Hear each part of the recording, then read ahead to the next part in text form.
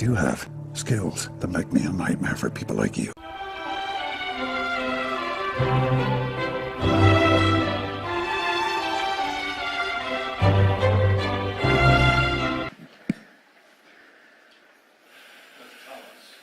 Thank you, Chair.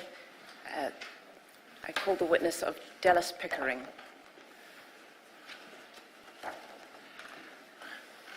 Ms Pickering, good afternoon. Good afternoon. Just as we start, can I ask of you, in terms of the Inquiries Act 2013, under which the Royal Commission is functioning, do you solemnly, sincerely and truly declare and affirm that the evidence you will give before this Commission will be the truth, the whole truth, and nothing but the truth? Yes. Thank you. Ms Thomas. Thank you, Chair. Can you please tell us your full name? Dallas Marie Pickering. Thank you. If you could just move the microphone slightly closer to you. Thank you. You are currently employed as a senior practitioner social worker? Yes, that's correct. And you reside in Auckland? Yes. And you are a survivor of abuse in state care? Yes, I am. Can you please tell us why you have come here to speak today? I believe that the story of children in care needs to be heard, and that the voice of children that have been through the state care over the period of time outlined needs to be heard. Yeah, thank you. So we'll start with going through your evidence right at the beginning. When were you born? What year? I was born in 1970. My mum was 16 at the time that she had me. She was living up here in Auckland, and she was encouraged to have me adopted out. And she went down to Rotorua and had me, and I was adopted out down in Rotorua. So she left Auckland to have you down in Rotorua? Yes. So no family knew that I was, existed. My birth father didn't know that I was around at the time, and she went out on her own and had me down there. So her family didn't know that she was pregnant? No, she had really limited family support with her situation. My understanding now is that her mother had passed away a few years earlier, and she was the youngest of 3 siblings, and she was at home living with her father at the time.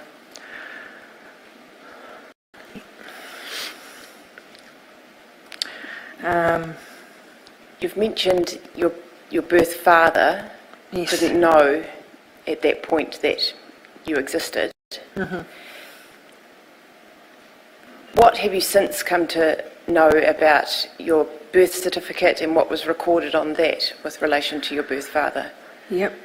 So the previous speaker spoke about the adoption certificate, and on the adoption certificate I was named Selena Hewson. That was the name that my birth mother gave me. And on there it had information about my birth father, that he was of brown eyes and light olive complexion. There was no indication that he was Māori, but have later found out that he is Māori. And so I guess my whole identity, was lost in that process. So when I was adopted, my name was changed from Selena to what it is now, Dallas Pickering. Yeah. And you've told us you were adopted and placed with a family in Rotorua. Yeah. And that adoption took place, the state social workers placed you with that family? Yes, from my understanding, and I've had a look at some of the documents, there was a matching process. You know, I was a Pākehā, I guess, looking child with blonde hair. On the birth certificate, it said that my father was a mechanic, and my adopted father was a mechanic as well. So, you know, and the family that I was placed with was a white European middle-class family. So I guess in the state's eyes, they had matched me up with, I guess, the perfect family. Yeah. And the family that you were placed with already had one child who was a few years older than yourself? Yep, so they had an older boy who was 3 years older. And they wanted a girl. Also, the neighbour had just adopted a little girl, and so they thought it would, you know, be great to have a little girl as well.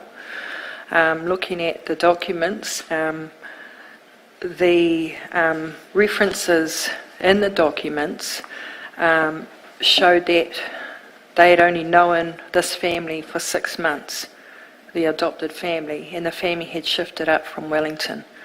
So, in looking at it now, there was minimal assessment done on the adopted family.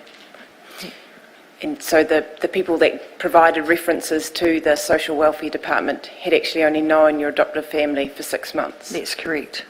Yeah. From your reading of your file and the documents, was there anything else noted in terms of the adoption placement or any concerns raised by the department before you were placed with them?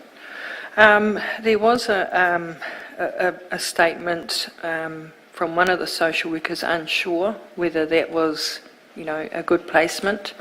There was also documentation about the house being cold and not fully furnished, and yeah, that's kind of all that was on the file. So as an adult, you have sought and obtained your records in relation to your adoption and other records in relation to your life. Yes. At the time that you were adopted, as you were a young child, were you told that you were adopted?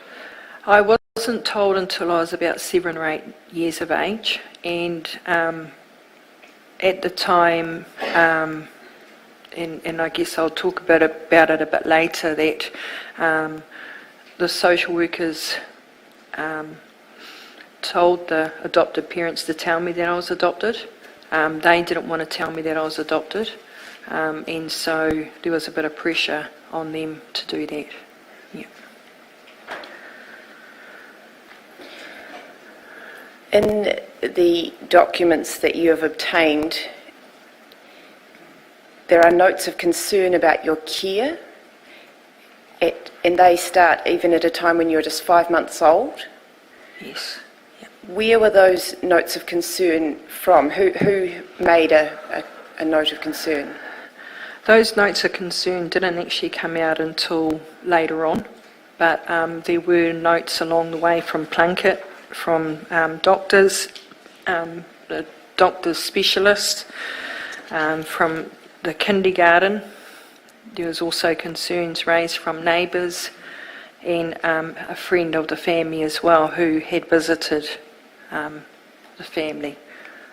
But none of this was linked together, and it was all found out later on that there were concerns. At what time did something get done about these concerns? How old were you then? I was nearly 5 years of age, and I was hospitalised at the time, and I was in hospital for 6 weeks. I was malnourished. I had broken bones, and it was reported that although I was nearly 5 years of age, I was actually the size of a 12-month-old baby. I have photos which I'd like to give to the commissioners that show the reality of how I presented at hospital. I remember this being a really scary, dark time of being separated from my adopted parents. I mean, they were the only parents that I knew, or the only parents that I knew, and yeah. So, yeah. I'd ask Madam Registrar to provide you with these, if you could show the witness those, just to confirm, are those 2 pages the photos that you've talked about? Yes, they are. Madam Registrar, I have copies for each of the commissioners.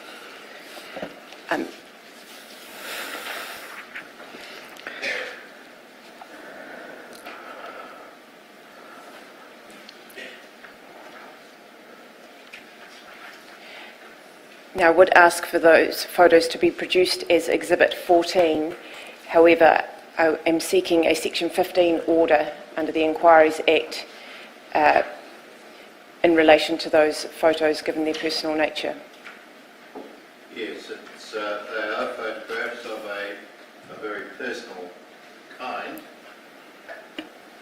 They are photographs of a very personal kind, and they seem to be of a sort that call for an order under Section 15(2) of the Inquiries Act, forbidding publication of them because they are photographs of a personal nature.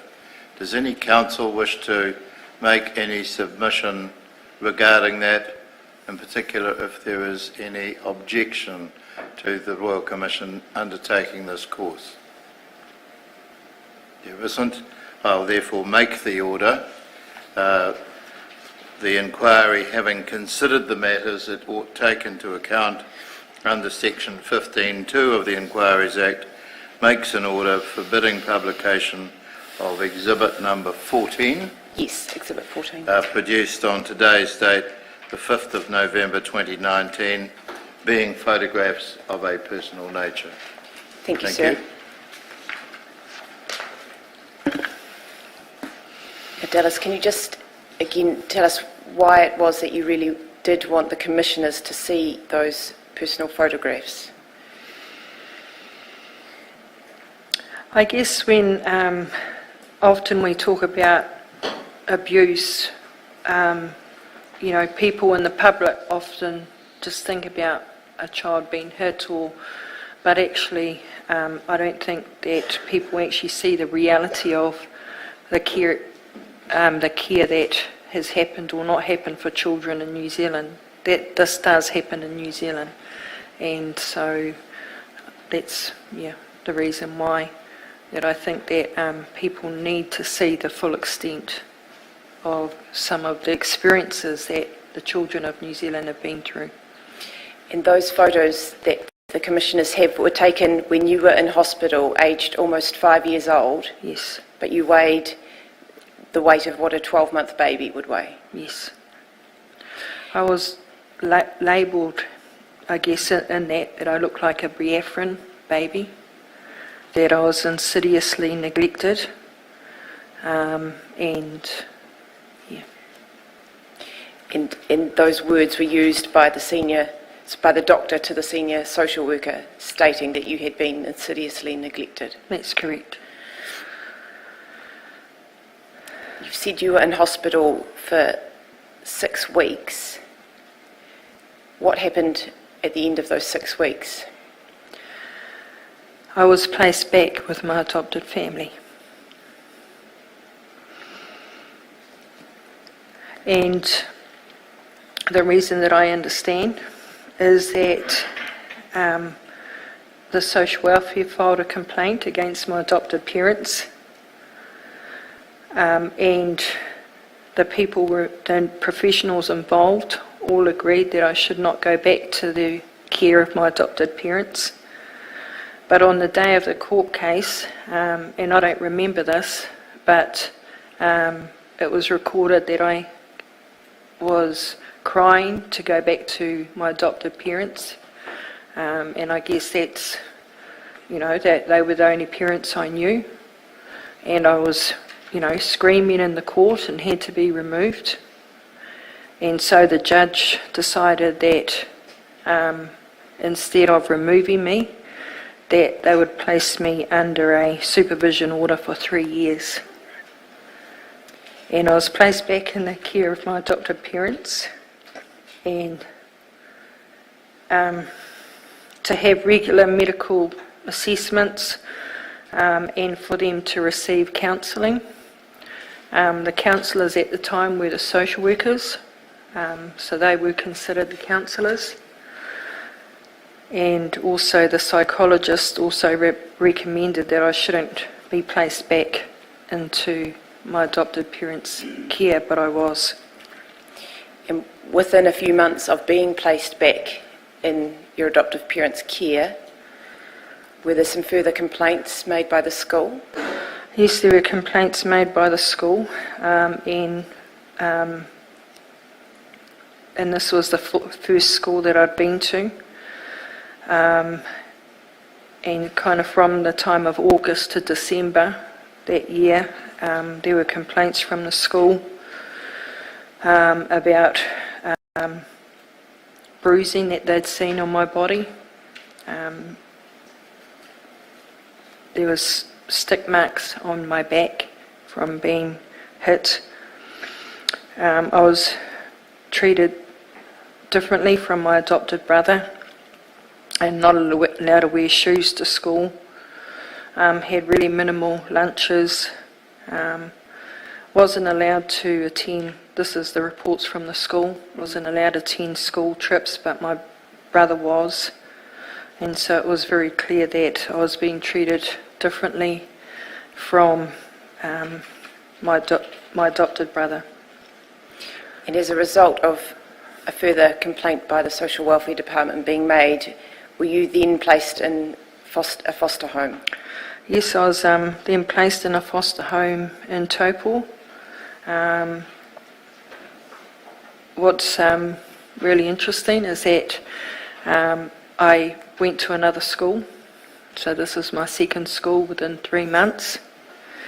I don't remember the home, I don't remember the family, I don't remember the school, and so I know that within that time I was in 2 foster care placements, and the first one, the caregivers were new caregivers, and they asked for me to be removed because of my behaviour. And yeah. Okay, and we'll get into that in some more detail shortly. But just, you said within that time, so within an 18-month period, you're a 5-year-old child and you were placed into 2 different foster homes? Yes, that's correct. And at the end of that 18-month period, you were then put back in your adoptive family home?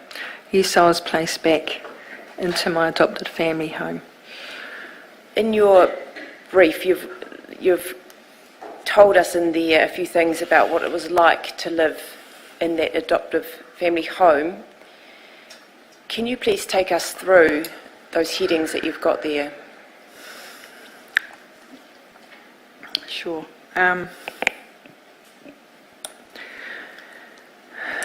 So the first one that I've got is that I was malnourished, and it was evident that I was different to the other family members. I wasn't allowed to eat with the family. I'd have a certain amount of time to eat, and then if I wasn't fast enough, I'd lose my food. Then I'd have to go to my room for the rest of the night. Sometimes food was thrown out to me if I wasn't fast enough to get it.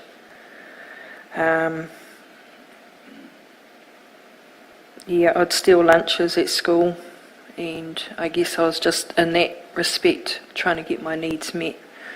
There were times where I survived by drinking hose water.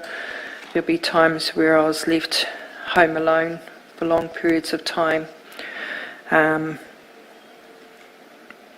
there was fruit that I'd eat, and neighbours would pass me food, sometimes under the hedge as well. In regards to the physical abuse that was ongoing, it just seemed that nothing I could do was right. I was hit with a jug cord, beaten with a broom. I remember being burnt with an iron. In regards to my, having sores all the time and these not being attended to, I became fearful and started bedwetting and soiled myself, and there was one occasion in particular where I had soiled, and the consequences of that was that the things that I did have were burnt by my adopted mother. You've said you were isolated from the family life?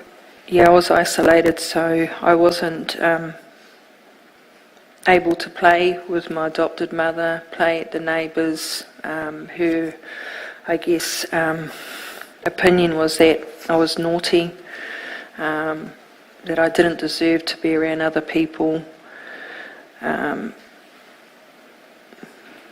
And it was, I was isolated. I had no one to talk to, no one to, converse with. And I could hear the neighbours' kids playing and having fun. And, there was a time where, that they had a pool, and, I had one swim in the pool, and because, I had an accident and hit my nose, that was it. That was the last time I could play in the pool. There was a swing out the back, and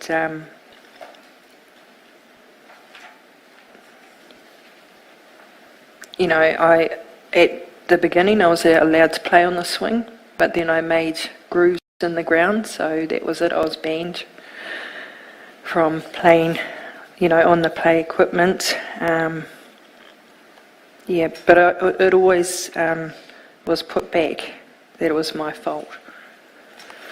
You mentioned earlier that the school had commented that you weren't wearing shoes at school. Did you have shoes in your wardrobe that you could wear? Yes, I did, but I wasn't allowed to wear them. And why was that? I think because I lost them, and so, but then I had others, but it was just a consequence, harsh punishment, on every level. I was, I guess, told that I was dirty, I was disgusting, and, at time I had to hand wash my own washing, for long periods of time. There was one report from a family friend that recorded that I was in the wash house kind of from 11 in the morning to 3 in the afternoon, and only allowed to come out to have some lunch and then back in the wash house doing my washing. So there's just so much that went on within that home. And also in that home is the heading on your brief in relation to sexual abuse. Yep, I was abused by a family member, sexually abused by a family member. This family member would come into my room often, and when I did speak about it, I was given a hiding. So these matters that you've just talked to us about in relation to living in your home, these took place over roughly 2.5 years? Yes, it happened over around about 2.5 years, and there were social workers visiting at the time. I don't remember social workers asking me how I was doing. I do remember the visiting social worker coming round and hearing some of the conversations, and the conversations were that, in particular with the adopted mother, that my behaviour was because I was taken off them at the beginning, and that it was the department's fault why my behaviour was bad, and that I was a constant liar and a thief, and that I bullied other children, which was true, in regards to the behaviours. Yeah, but nothing was done about or asking me what was going on for me, so I had no voice. Yeah. And was it around about this time that there was another complaint raised? So a neighbour complained to a social worker about what they were observing? Yeah, yes, there was a complaint from the files from the neighbours about my treatment, and I think there were complaints coming in from the school as well. But it took a while, you know. To me, that 2.5 years was hell. Yeah. And as a result of a complaint being discussed with the social worker, did your parents then voluntarily place you under the care of the state? Yes, they did. I remember the agreement being signed, and that was so that they didn't have to go back to court. So there's been no justice, no accountability for anything that happened. Yeah. So at that time you were then placed in a family group home? Yes, I was. Yep. Can you just tell us a little bit about what is a family group home in comparison to a foster home? A family group home is a big home with usually around about 8 bedrooms, and you've got 2 children in each room. It's supposed to only be a temporary placement, and children come and go, and children of all ages, criminal justice children, children that have been through abuse. So we all joined into this one home with 2 house parents. So at the time that you were put into this family group home, were you around about 9 years old? Yes, that's correct. Can you tell us what happened to you within a few days of arriving at that home?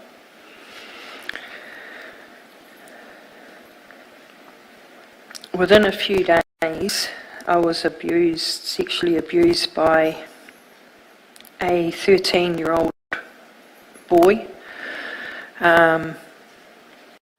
and we were found in a compromising situation under a bed. To me, because of what had happened in my adopted home, I thought it was normal, and we were caught by the foster parent. The foster parent was a respite carer on that weekend, looking after us. And the week after, I met with the social workers, and I actually disclosed about the family member in my adopted parents' home abusing me as well at the time. And that's, so, well, this just happens. I guess that was my thinking. Yeah. So you told the foster parent who was in charge of you at that home about what had just happened with this 13-year-old? Yes. And you had also told the foster parent and the social worker about what had happened to you in your family home? Yes, I did. And as an adult, you've seen your entire file now, and you've seen a report that records those 2 disclosures? Yes, there is. There's a report. Yeah. What action, if any, was taken by the social workers after you disclosed that abuse? No action was taken. And in fact, what happened is that I think about 9 months, I was actually placed back in the adopted family home again, even though that disclosure had happened. and that the family, because it was a voluntary agreement, they could have me back at any time. And at the time they were paying $13 maintenance and didn't want to pay it anymore. And the department put me back in that home where the abuse continued.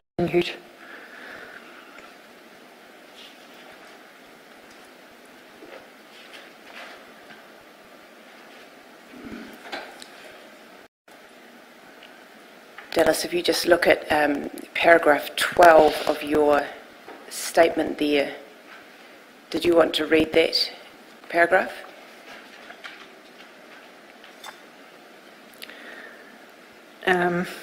Yeah.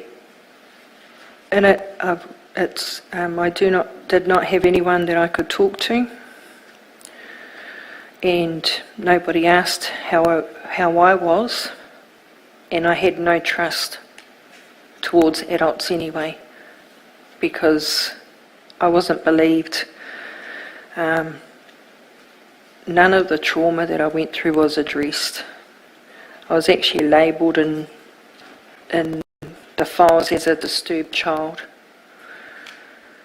that I was naughty, and that I had a chip on my shoulder. Wouldn't you? Have one too? Yeah.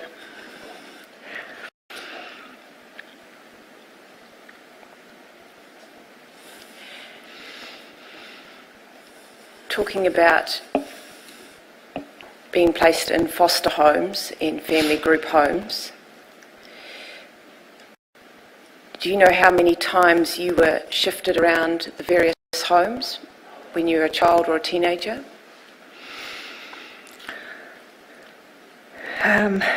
12 times. By the age of 15, I was shifted. And in regards to primary schools, I think there was 11 moves in primary schools in that time. And, shifted from foster homes to family group homes. And then also back with my adopted parents 4 times. So throughout that period you were placed in either foster homes, family group homes, and intermittently be placed back with your adoptive family? Yes.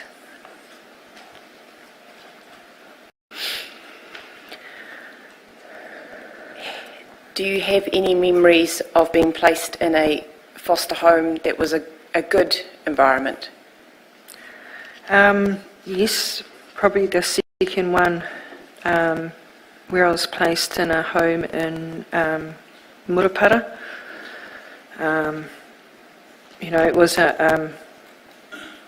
they had their own, I think, 3 children of their own, and it was on a farm. And I remember some really good experiences there. Going to, I guess, farm shows and having a pet lamb and things like that. But unfortunately, that didn't last long, because it was the next time I was placed back with my adopted family. And then there was another foster home that actually I was there for 18 months, and that was when I was around 11, 12. They were an amazing family, and I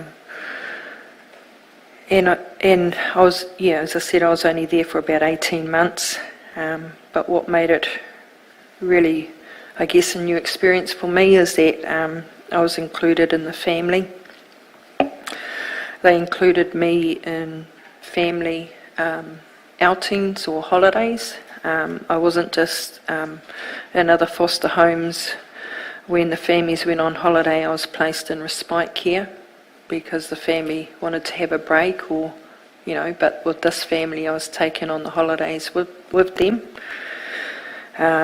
Birthdays and Christmases were a positive experience, and I think, for me, this particular Christmas when I was with this family was probably the best Christmas that I had, in regards to understanding what Christmases are all about, because Christmases and birthdays in my adopted family I was left out of.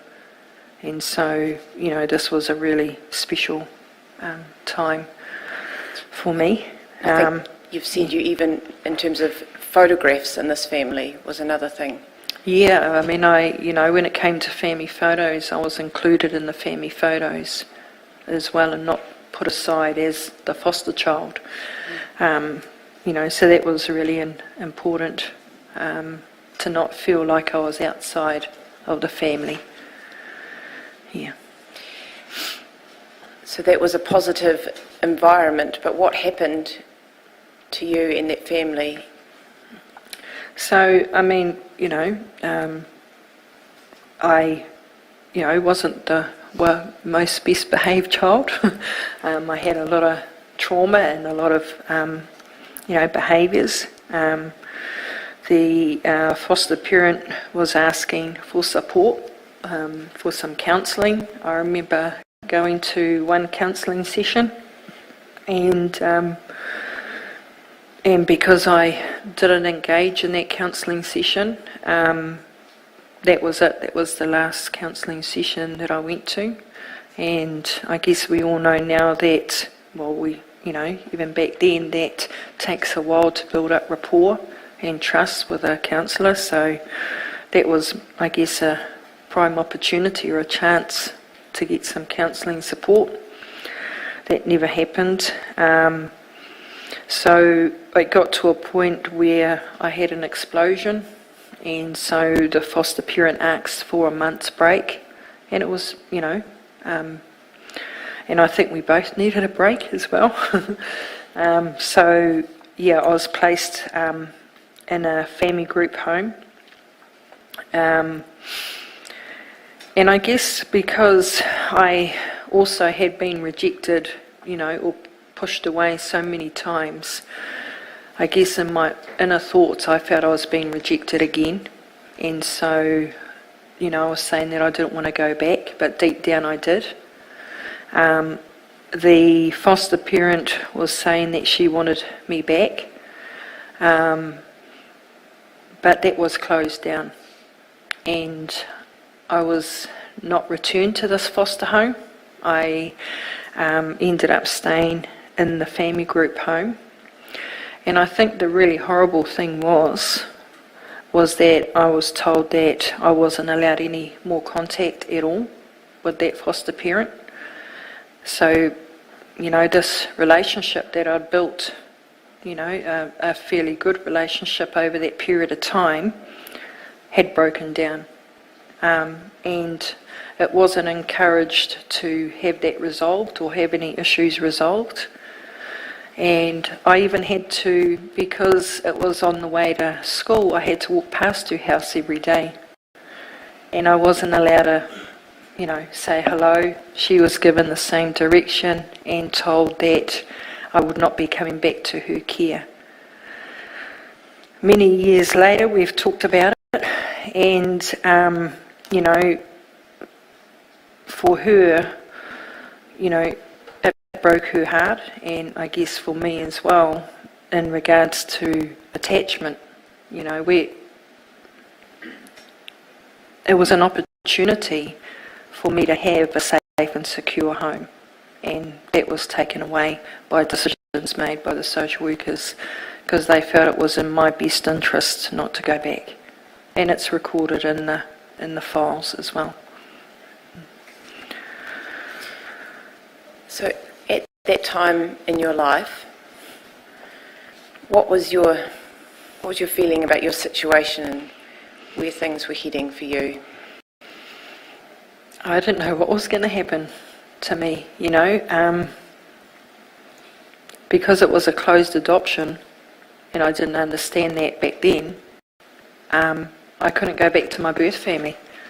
There was no opportunity for that, for my birth family. And one of the things, I've met my birth father, and he said to me that he wasn't given a choice whether he could be a parent or not. And it took away my identity, if And I don't know whether my birth family could have had me back then, but they were never given a chance or given a choice to have that opportunity. And so in regards to my future, I didn't know what it would be. I actually felt, to be honest, like nobody's child. That's how it felt, that I was nobody's child. Because I couldn't go back to my adopted family. And the foster homes weren't working out. So where did you end up then at that point? I ended up staying in the family homes until I went to actually one other foster home, and in my thinking, before I read the files, I thought I was there for 18 months, but when I look at the files, it was only a month. So that was, I guess, my thinking around the time frame around that and what was happening in that home. That placement only lasted a month. Yeah. But I ended up staying in the family group homes, which was supposed to be temporary placement until the age of 16. So they were supposed to be a temporary placement, but you were there for a number of years. I was there for probably another 2.5, 3 years. Now, paragraph 20 of your statement, you talk about the caregiver at this family group home. Yeah, there were 2 caregivers in the family group home, and the first one was firm but fair, and I kind of knew my place there in a good way. There were some really good boundaries, but the next caregiver that came into that family group home, she ruled by fear, she ruled by violence. There was a segregation between the children in care and her family. In fact, there was a separate living area, so the adults had their living area, and her family had their living area, and we had our living area. And, it's supposed to be a family group home. There wasn't family. It didn't feel like family. We knew that we weren't family. We knew that that wasn't a home. And I guess for me, there was only 2 of us that were long-term care, and as you can imagine, there were children coming in and out, so I could wake up in the morning and have a new child in the room next to me. I didn't know how they were going to respond. I never had safety around my possessions. Things were taken, broken, stolen, so nothing was safe, nothing was mine. I didn't feel safe in this home. There was little supervision in this home as well.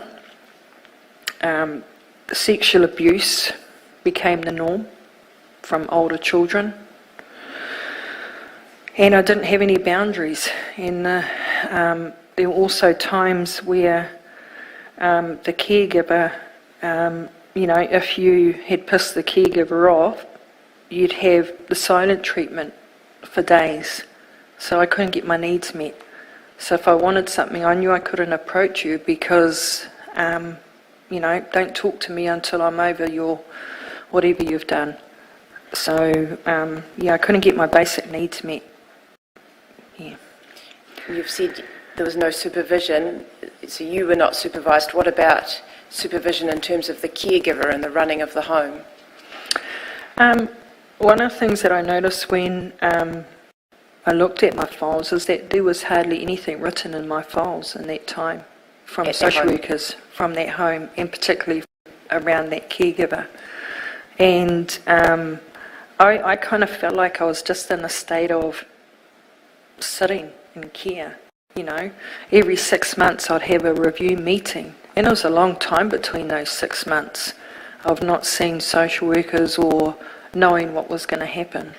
And so there was a lack of social work support as well around that time. So, and there's no way that I would have told the social worker what was happening because I didn't trust the social workers, yeah.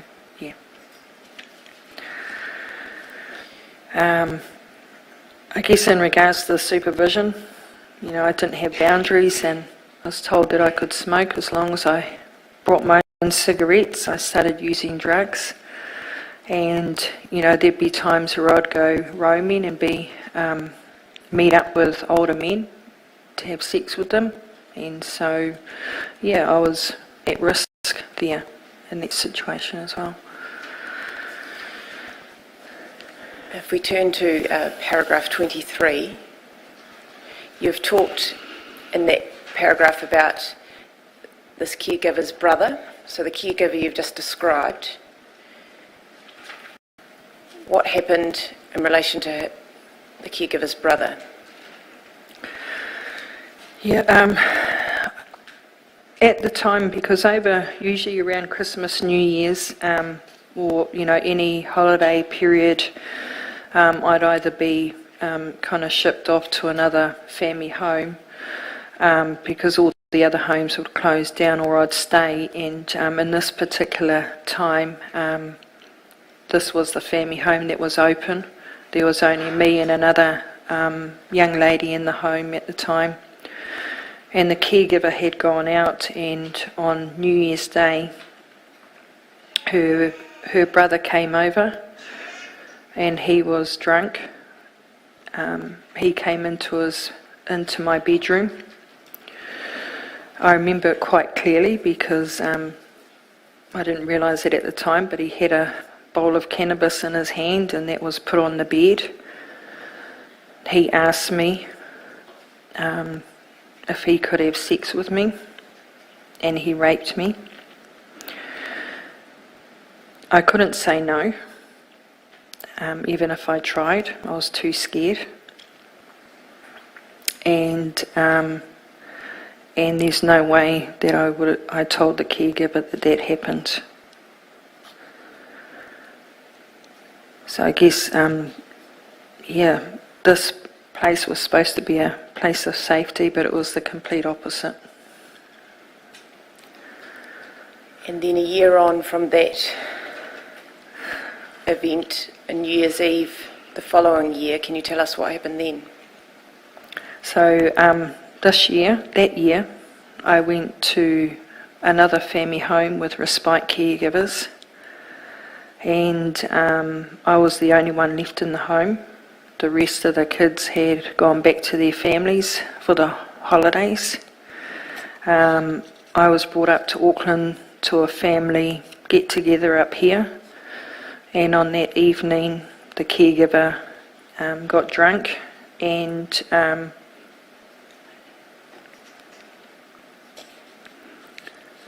he abused me.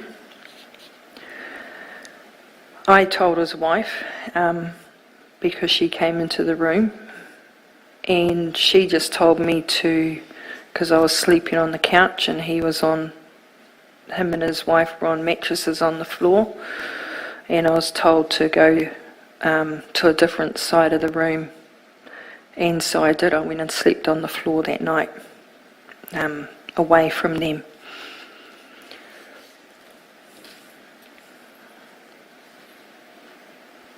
So you'd, at that time, nowhere felt safe for you? No.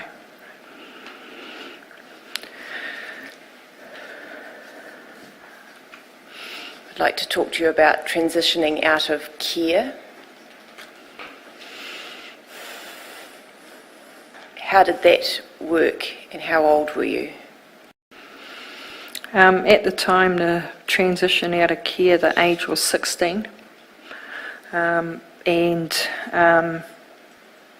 Earlier that year, I was, I guess, either told to leave school or be kicked out of school, because I had actually assaulted 3 children, or 3 people at school.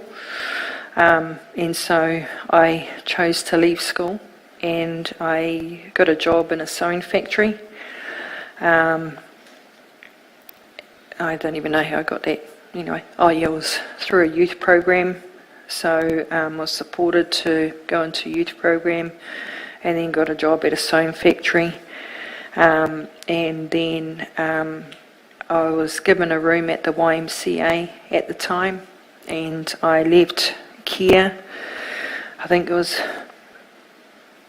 practically on my 16th birthday, and with the blankets and the clothes that I had, and went to live in this residence. Yeah, I soon lost my job soon afterwards because I bullied someone at the job, and then a few months later I became pregnant and had my son about a bit later. Yeah. And what supports, if any, did you have at that time in terms of raising your son? I had friends. And I didn't have any family support, so yeah. And I guess I had some options. I could have an abortion, which I didn't agree with. I could have my child adopted out, and I guess with my own experience, it was like a definite no way. And so I chose to have my child. The department were considering taking my child off me, but I fought that, and I said, no, I'm going to do this, and I'm going to do the best that I can with my children, with my son. And then a few years later I did have another child as well. At this time in your life, at around this time, who else entered your life at that stage?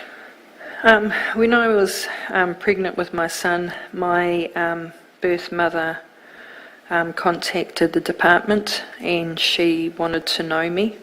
Well, she actually didn't want to know me, but when she heard of what I'd been through, she wanted to meet with me, and I met her soon after I had my child.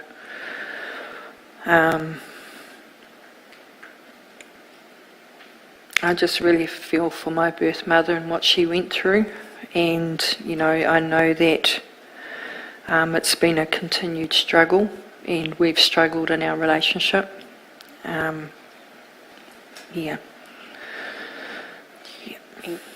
Can you tell us about your birth father and how you found out that you were Māori?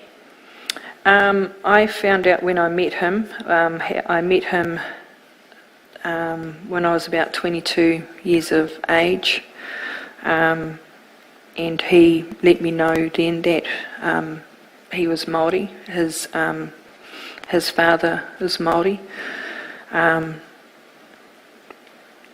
I guess in a sense I kind of knew in myself. It was just something that it's a sense of who you are, and I kind of felt that and knew that as I was growing up. Not sure how I knew that, but you just know. And yeah, he wasn't connected strongly to his Māori side of the family, but to me that was really important. And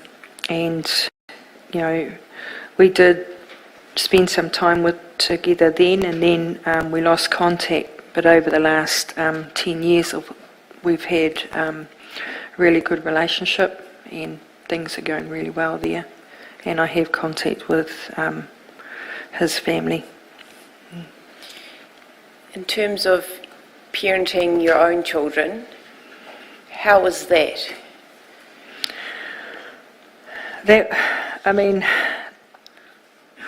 I know that I did the best that I could with the knowledge that I had, but I also know that I made some huge mistakes, and a lot of that is because of the lack of role modelling that I had growing up. I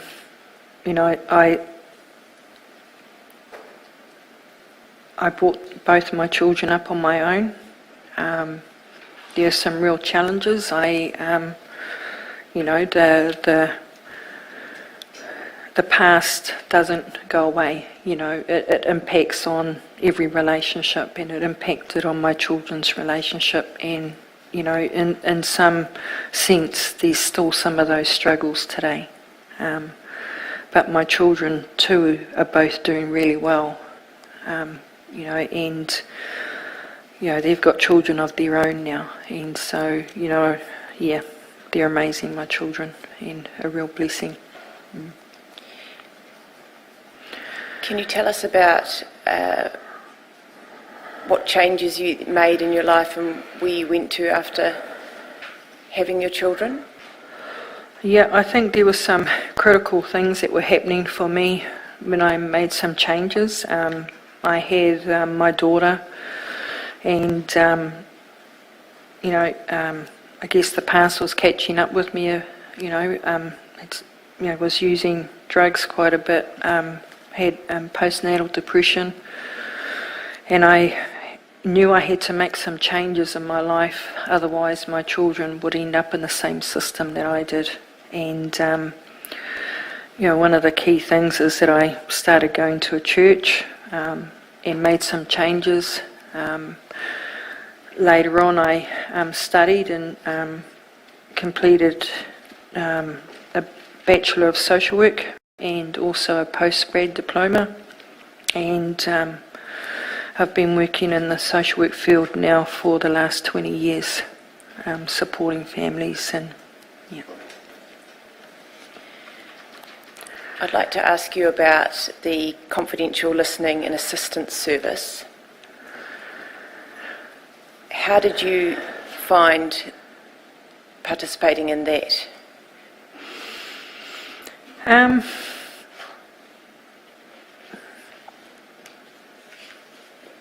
I felt like I had a voice, but I also felt, and I guess it's the wondering around this process too. There's so many voices, and, will the survivor's voice be lost in all of this? And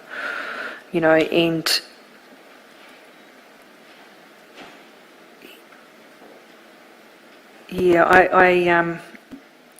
I also went through the Ministry of Social Development, around my adoption and, this as well. So I've been through both processes and found them both really difficult. Just sharing, and the real shame about, I never wanted to tell anybody that I'd been through care. One of the questions that is a normal question that people ask you is, where are you from, who are your family? And I really struggled to answer that. So this gave me a bit of a voice around that, to be able to address some of that. But yeah, but it's not easy. Yeah. So by having access to your files to be able to read that, you had gained a bit more understanding of what had happened in your early childhood? Yeah, it did. And I guess getting the counselling and support that I actually needed, through that process. Well, I actually sought that out for myself before this process as well, and I don't think that I would have been able to do that without that. And I guess getting an understanding that actually you can't just forgive and move on, that actually you do have to process it and work through it, and because this impacted on all relationships, and you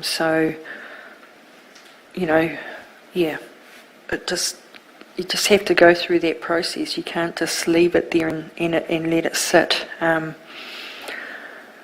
it's an ongoing journey. Yeah.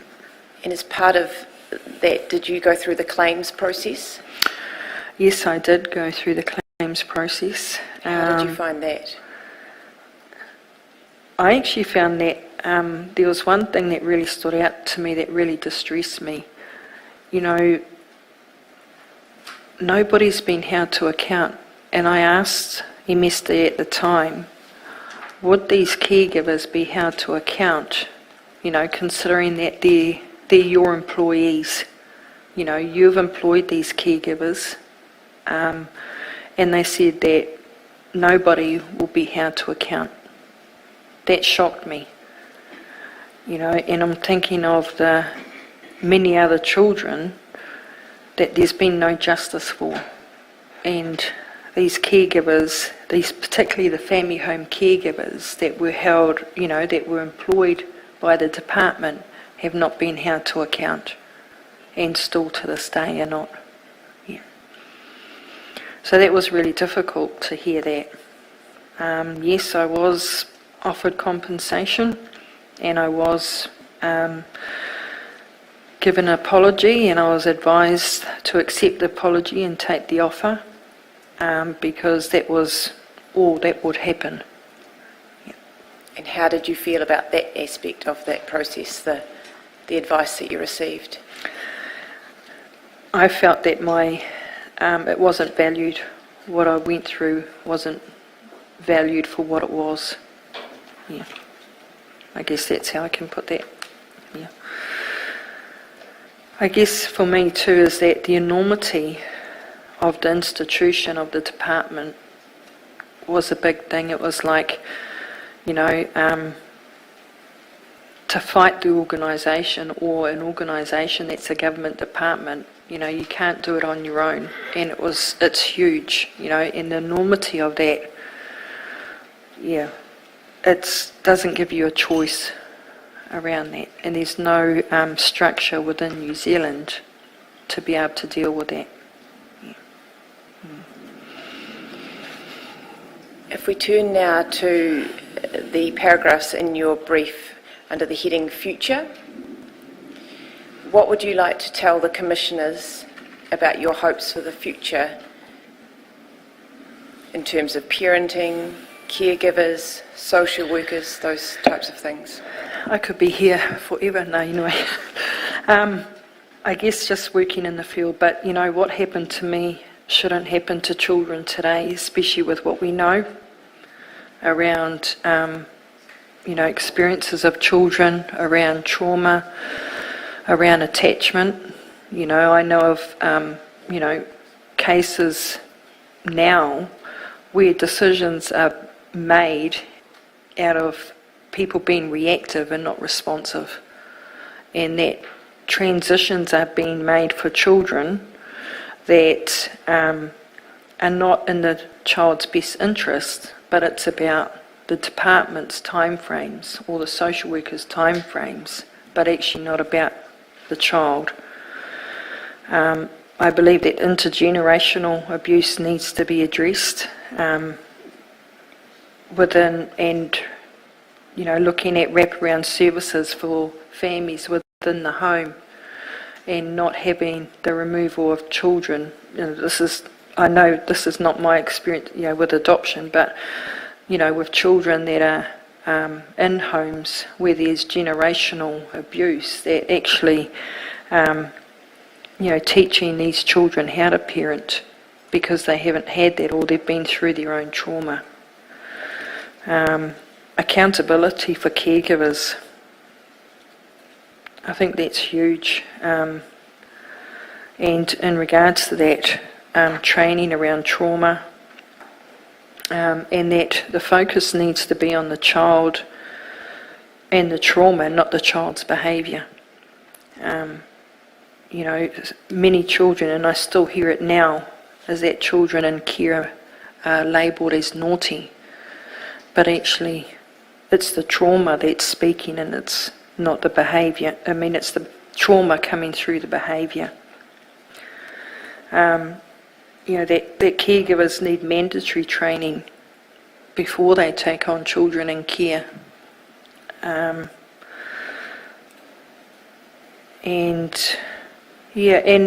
also working with the caregivers, because when something happens within the home, and from my own experience, is that caregivers don't actually want the children to be moved. They actually want the support in order to keep that placement secure. And I think if that would have happened, the outcome for me a bit later on may have been better.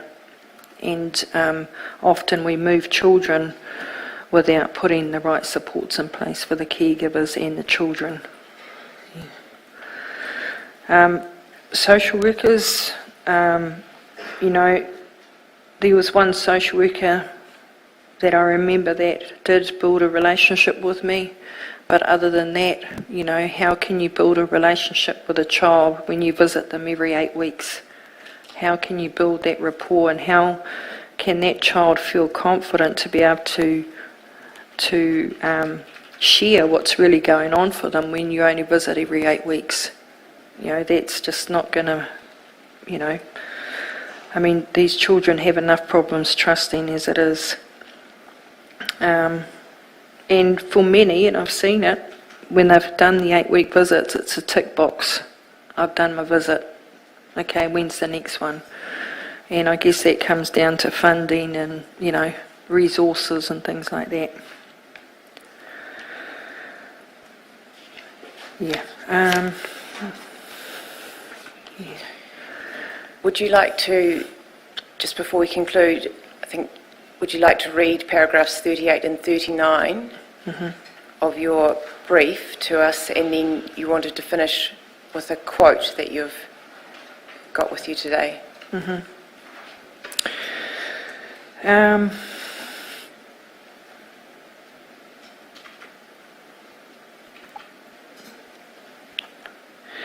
I guess, you know, the lifelong impact that this abuse has had on me, you know, I'll carry, you know, for a lifetime, and it's continuous, and it's something that I need to continue to address.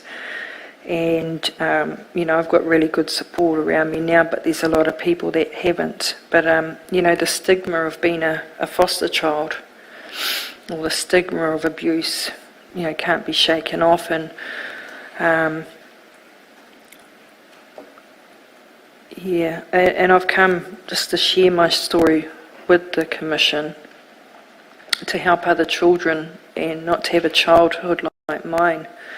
And I guess as a nation, you know, our children, our tamariki are crying out for something to change, because the change isn't happening, and children are still being put in these situations that are unsafe, and are not getting the support. And then we're dealing with, you know, adult trauma, and then parenting, you know, the adults that become parents, and then it continues as a generational. And there's layers of trauma around that, which I see in the work where I'm working. And I guess just encouraging us to be responsive rather than reactive to situations of care. I guess the quote I want to finish with, which I think is by Dr. Bruce Perry, is that you can take the child out of the trauma, but it takes generations to take the trauma out of a child. And child trauma is complex, and it turns into adult trauma and then parental trauma. So I think, yeah, if that's kind of my end statement. Yeah. Thank you, Dallas. Thank you for your evidence today. Chair, I have not had any notice of any questions from Council, so I'll hand over to you.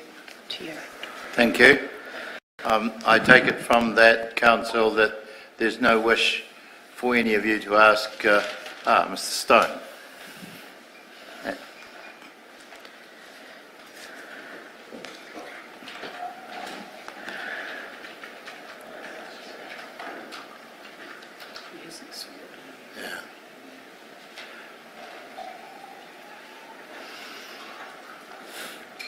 There's just a slight procedural problem. Two Council have intimated they wish to ask a question, but there's a process which you usually go through. I think the way in which it can perhaps be resolved is for my colleagues and I now to take the afternoon adjournment, and if you, Mr. Stone, and you, Ms. Thomas, can speak about this with your counterparts, and we'll approach the matter afresh in 15 minutes' time. Madam Registrar, would you please adjourn the sitting? Thank you. The Commissioners have been assured that the protocol in relation to questioning of witnesses has been followed. There are obvious matters of sensitivity that need attention.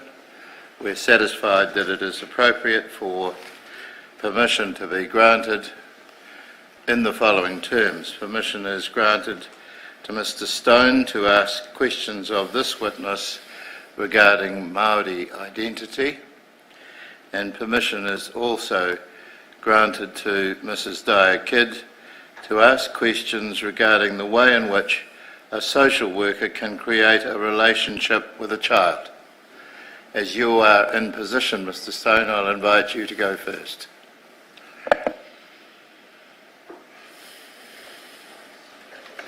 Thank you, Mr. Chair.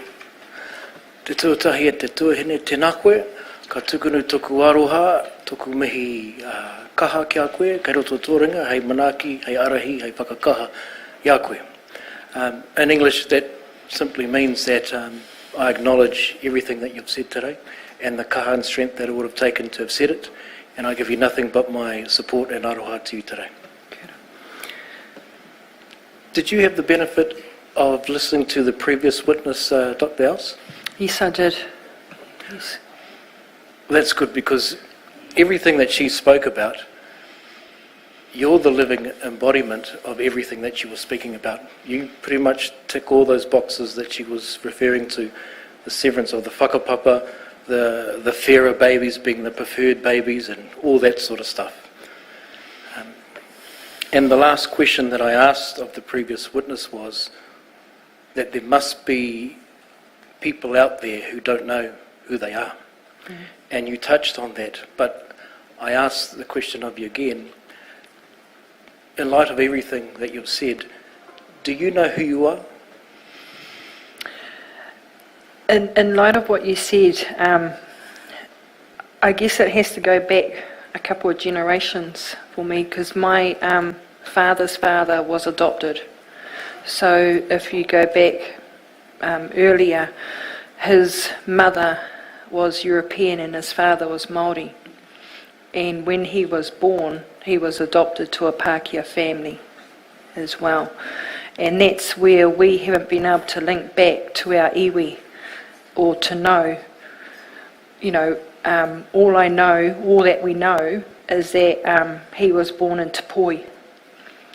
And that, he was removed from his mother and placed with a Pākehā family as well. So we still, in regards to that, still don't have strong links back to our whakapapa, to our marae, to our hapu, to our iwi. And that's something that it's a real blockage, because we can't, we're struggling to find those links. One of my other questions that I was going to ask you was whether the prejudice in terms of severing your whakapapa link was intergenerational.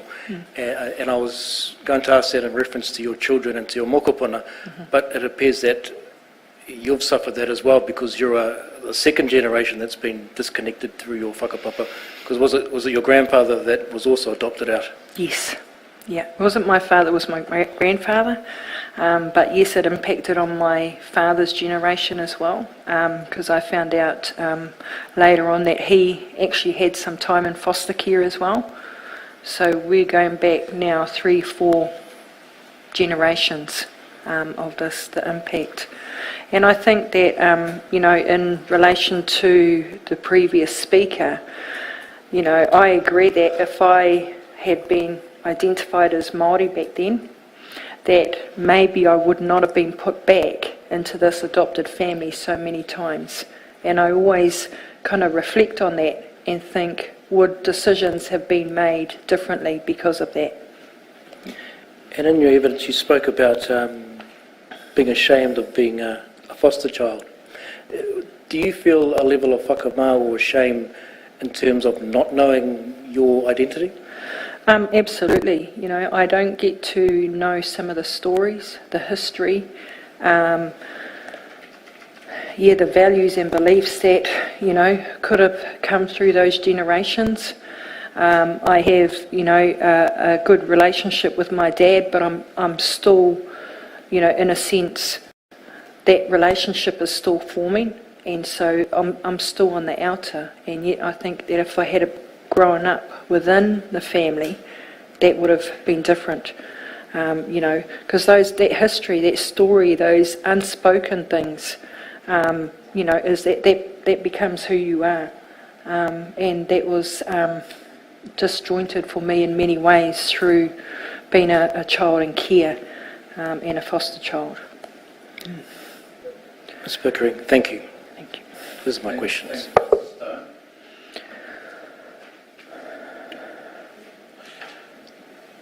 Mrs. Dyer-Kidd.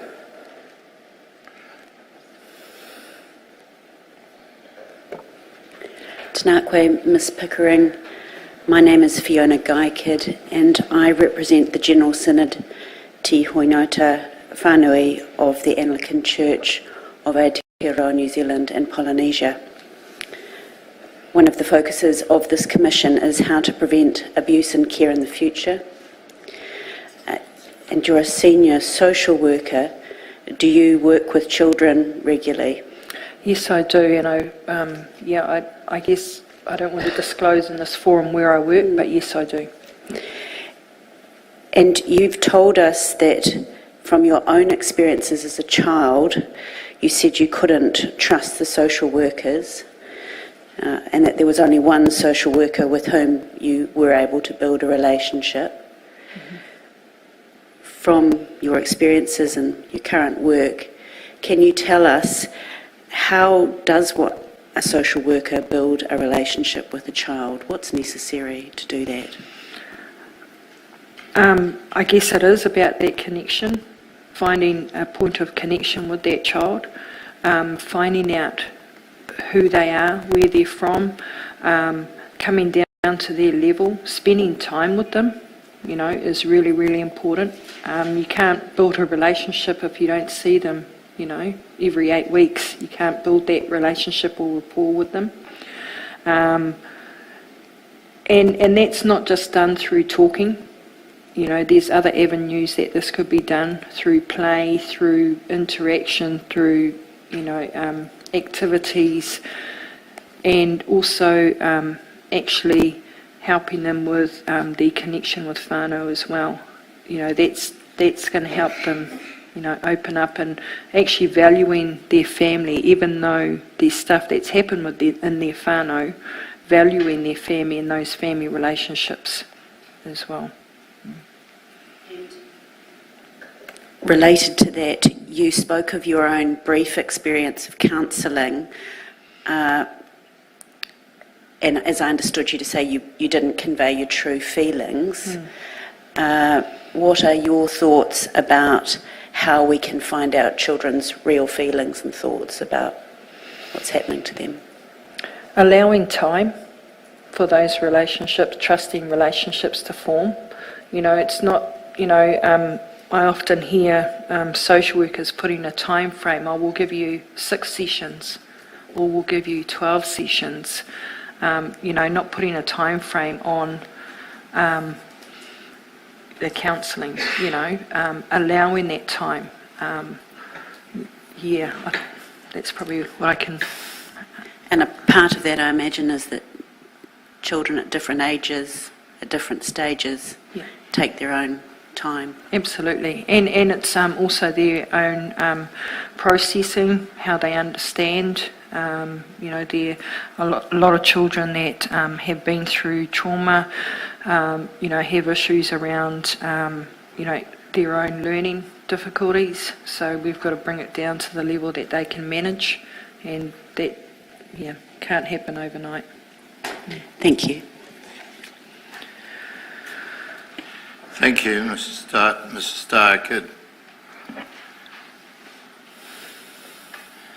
I'll now ask my colleagues if there are any questions they may each have of Ms. Pickering, and may I start with you, Commissioner Gibson. No further questions. Thank you for your great testimony. Thank you, Ms. Alofiwai. Thank you, Ms. Pickering. I just want to express my deepest gratitude for the courage that you've really shown in sharing your story with us this afternoon. Thank you so much. Thank you. Judge Shaw. Again, my thanks, but no questions. Thank you very much. And just one thing just to say, congratulations on making a real life out of a very unreal life. I think it's something that we all admire very deeply. Dr. Erueti. Tēnā koe te whaia, ka nui te mihi ki a koe. I just want to say thank you for having the courage and fortitude to come and speak with us.